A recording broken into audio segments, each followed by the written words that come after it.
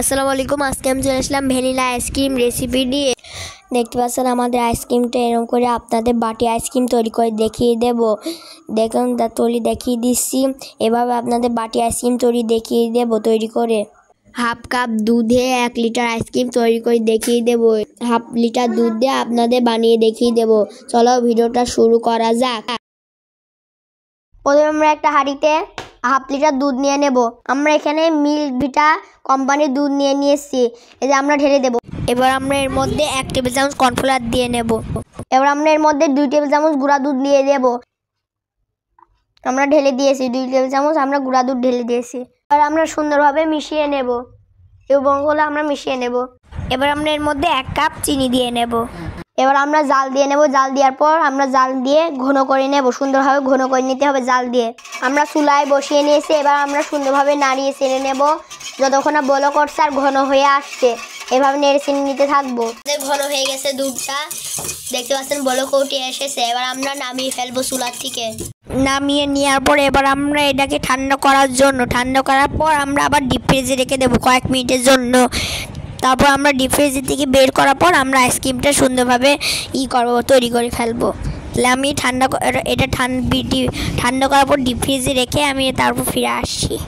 যে দুধটা আমরা ফ্রিজে ঠান্ডা করার জন্য বসিয়েছিলাম ডিপ ফ্রিজে, সেটা ঠান্ডা হয়ে গেছে।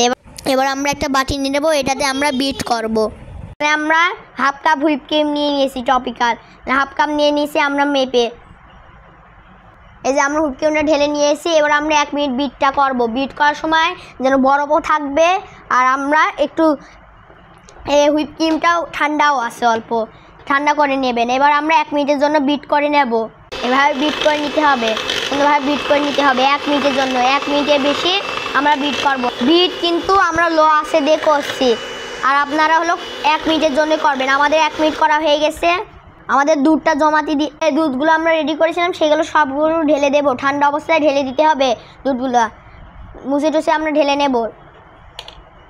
এবার আমরা সুন্দরভাবে বিট করে নেব। আবার বিট করব যতক্ষণ না এটা ফেনা হয়ে আসছে, ফেনা হয়ে আসবে। আর ফেনা করতে কমপক্ষে 6 থেকে 7 মিনিট লাগবে। তাহলে আমরা এখানে মিডিয়াম দিয়ে করব। এখানে আমাদের 3-এ মিডিয়াম স্পিডে দিয়ে আমরা করব। আমরা বিটটা করতে থাকবো 6 থেকে 7 মিনিট পর্যন্ত। সুন্দরভাবে বিট করে নিতে হবে মিডিয়াম স্পিডেই করবেন আপনাদের বিটারের মিডিয়াম স্পিডে দিয়ে। আমরা মিডিয়াম স্পিডে দিয়ে করছি। দেখতে পাচ্ছেন আমাদের অল্প অল্প ফেনা উঠে আসে। ফেনা উঠে আসা পর্যন্ত আমরা বিটটা করতে থাকবো। আমি ফেনা উঠার পর আমি ফিরে আসছি।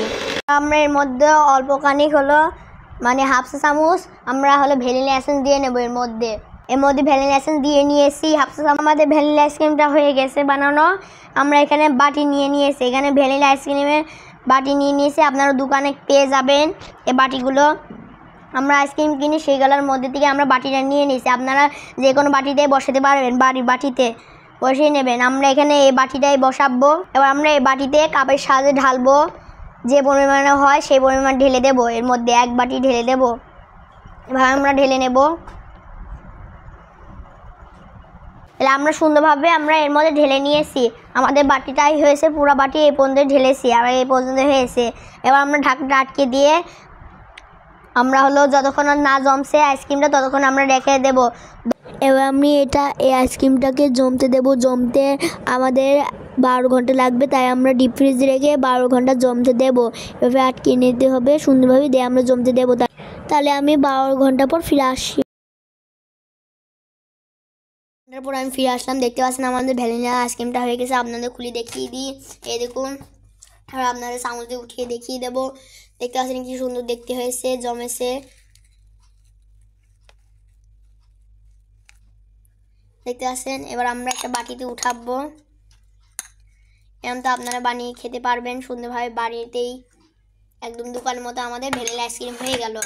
তাহলে ভিডিওটা কেমন লাগলো কমেন্টে জানাবেন এবং সাবস্ক্রাইব করবেন, ভিডিওটি শেয়ার করবেন। আল্লাহ হাফেজ।